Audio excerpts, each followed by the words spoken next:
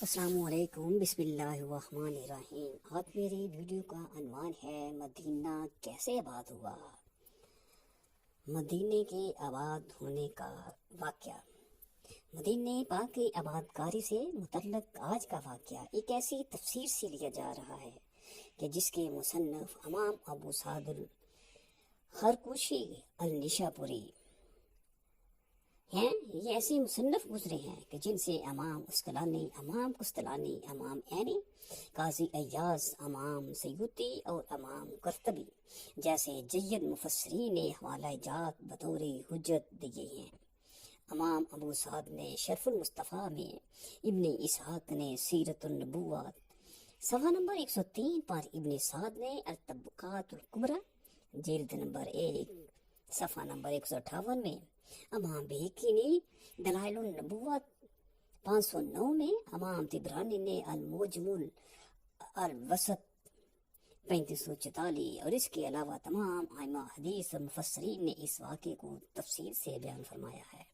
یہ واقعہ سرور کائنات، آقا انعامدار، نبی آخر الزماں حضرت محمد مصطفیٰ صلی اللہ علیہ وآلہ وسلم سے، حضرت محمد مصطفیٰ صلی اللہ علیہ وآلہ وسلم کی بعثت سے 1000 سال پہلے کا ہے کہ جب یثرب ابھی آباد نہ ہوا تھا۔ دنیا میں 5 ایسے بڑے بادشاہ گزرے ہیں کہ جنہوں نے بہت سی فتوحات کی اور دنیا کے بڑے حصے فتح کیے۔ انہی میں سے ایک یمن کا بادشاہ تھا۔ اس کے بارے میں کہتے ہیں کہ جس ملک اور جس شہر کو فتح کرتا، وہاں سے 10 افراد نہایت اعلیٰ صاحبان حکمت، صاحبان علم، یعنی چوٹی کے 10 بڑے زعما کو چن لیتا اور اپنے لشکر میں بطور مشیر شامل کر لیتا۔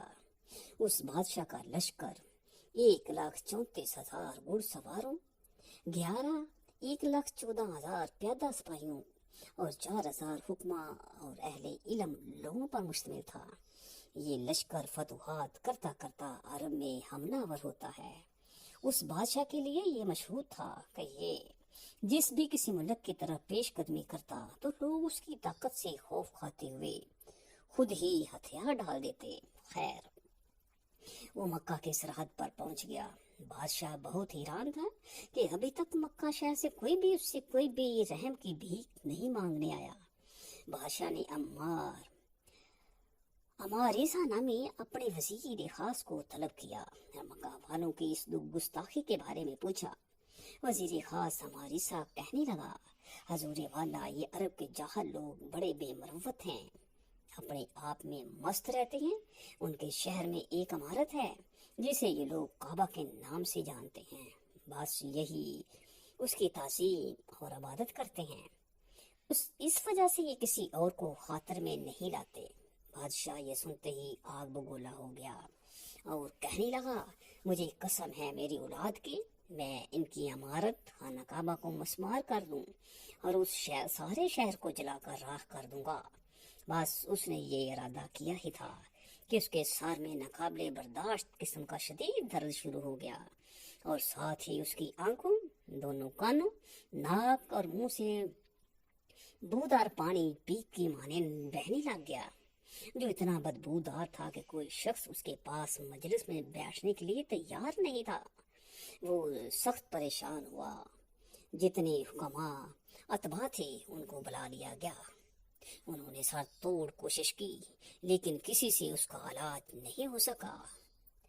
4,000 بڑے علماء جو کہ خوب متقی اور پرہیزگار بھی تھے، ان میں سے رئیس العلماء جو کہ تمام 4,000 علماء حکماء کا سردار مقرر کیا گیا تھا، بادشاہ کے خاص وزیر اماریسہ کے پاس حاضر ہوا اور کہنے لگا کہ میں بادشاہ کا علاج کر سکتا ہوں، مگر شرط یہ ہے کہ بادشاہ سچ بولے اور میری باتوں پر عمل کرے۔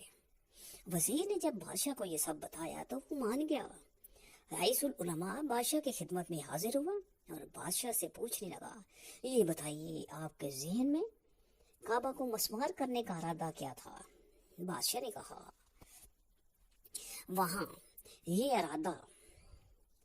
بادشاہ نے کہا ہاں، یہ ارادہ میں نے کیا تھا، اور صرف اس کعبہ کو تباہ کرنے کا ارادہ ہی نہیں بلکہ یہاں کے باسیوں کو قتل کرنے اور پورے شہر کو تباہ و برباد کرنے کا ارادہ کیا تھا۔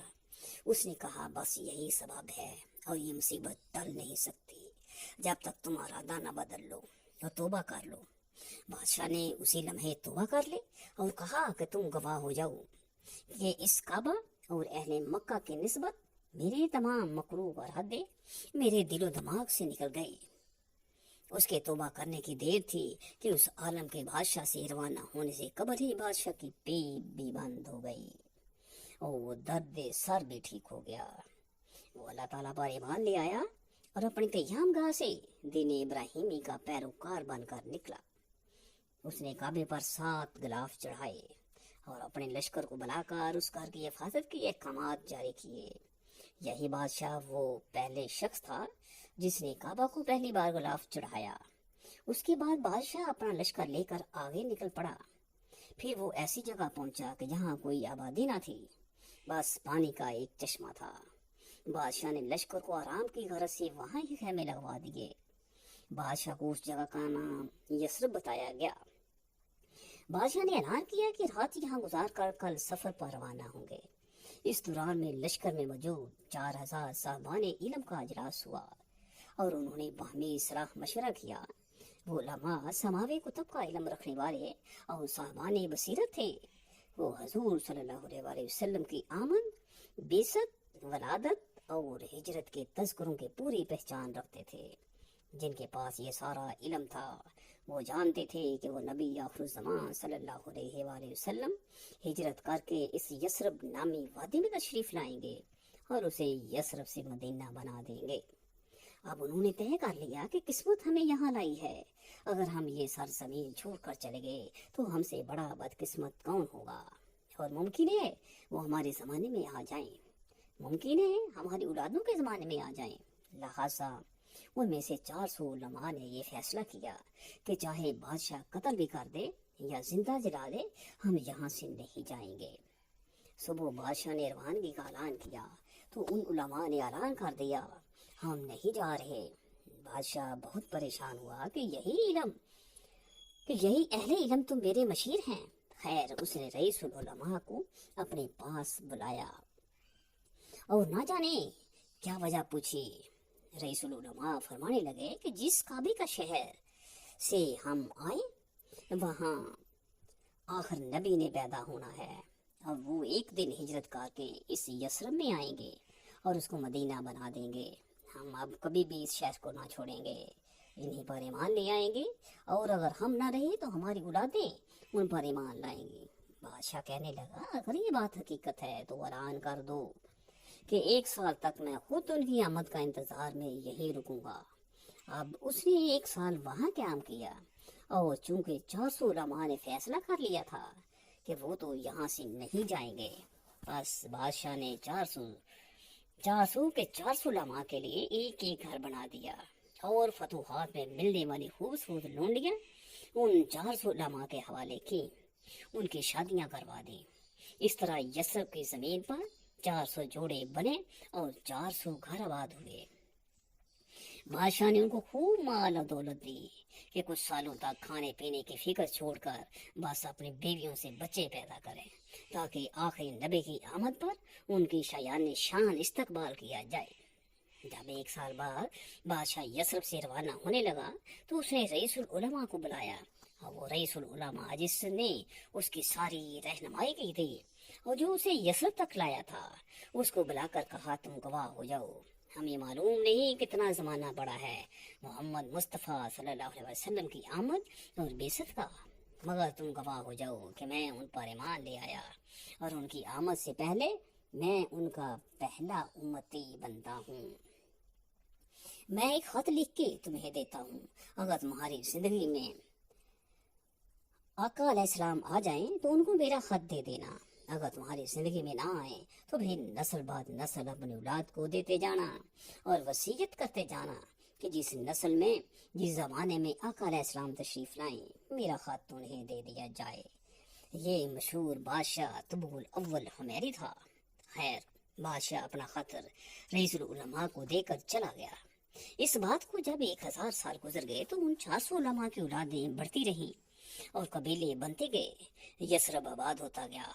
اس زمانے میں لوگ دین ابراہیمی پڑھتے، جن کو قرآن نے اہل کتاب قرار دیا ہے، ان میں بیشتر کا تعلق بنی اسرائیل سے تھا۔ پھر جب آقا علیہ السلام کا زمانہ آ گیا اور 53 سال کی عمر مبارک میں آقا علیہ السلام نے ہجرت کا فیصلہ فرما لیا۔ مدینے کے کچھ لوگ پہلے ہی منا میں حضور صلی اللہ علیہ وسلم کی بیعت کر رہے تھے۔ مدینہ والوں نے مشورہ کیا کہ حضور صلی اللہ علیہ وسلم کی آمد سے پہلے ہی ان کو یہ خط پہنچا دیا جائے۔ چنانچہ عبد الرحمن بن عوف کے مشورے کے مطابق ابو لیلہ نامی متبع شخص کے ہاتھ خط مکہ بھیج دیا گیا۔ ادھر ابو لیلہ حضور صلی اللہ علیہ وسلم کی خدمت میں حاضر ہوئے تو حضور فرمانے لگے، آؤ ابو لیلہ، ہمیں ہمارے عاشق طبع الاول کا خط دے دو۔ ابو لیلہ کہنے لگا کہ یہ تو کوئی جادوگر یا نبی ہی جان سکتا تھا کہ میں کون ہوں اور کیا لے کر آیا ہوں۔ خیر، ہجرت کر کے جب مدینہ پہنچے تو آپ کی اونٹنی حضرت ابو ایوب انصاری کے گھر کے پاس رکی، جو کہ حضرت ابو ایوب انصاری کا گھر نہیں تھا بلکہ یہ صرف ان کی تحویل میں تھا۔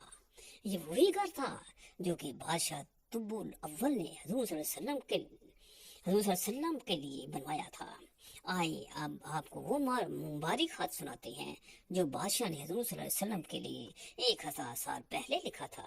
اما بعد، اے محمد صلی اللہ علیہ وسلم، میں آپ پر ایمان لایا اور آپ کی اس کتاب پر ایمان لایا جو اللہ تعالیٰ آپ پر نازل فرمائے گا، اور میں اعلان کرتا ہوں کہ آپ کے دین میں آ گیا ہوں اور آپ کی سنت پر جو آپ کا طریقہ ہوگا اس پر قائم ہوں، اور آپ کے رب اور ہر شے کی رب پر ایمان لے آیا ہوں، اور اگر میں اپنی زندگی میں آپ کو نہ پا سکوں تو میری التجا ہے کہ قیامت کے دن میری شفاعت فرما دیجیے گا اور مجھے فراموش مت کیجیے گا، کیونکہ میں آپ کے پہلے امتیوں میں سے ہوں اور میں نے آپ کی آمد سے بھی پہلے آپ کی بیعت کی اور آپ کے ہماری طرف مبعوث کیے جانے سے بھی قبل آپ پر ایمان لے آیا، اور میں آپ کی ملت پر ہوں اور آپ کے والد حضرت ابراہیم علیہ السلام کی ملت پر ہوں۔ اس کے بعد بادشاہ کی مہر آتی ہے اور سب سے آخر میں لکھا ہے، طبع الاول ہماری کی طرف سے خاتم النبیین اور رب العالمین کے پیغمبر محمد بن عبداللہ صلی اللہ علیہ وسلم کی خدمت میں۔ اللہ اکبر، کیسا سچا عشق تھا بادشاہ کا۔ اللہ پاک ہم سب کو بھی ایسا ہی پختہ ایمان نصیب فرمائے، ہمیں نبی پاک صلی اللہ علیہ وسلم کا سچا عاشق بنا دے۔ ما علینا الا البلاغ المبین۔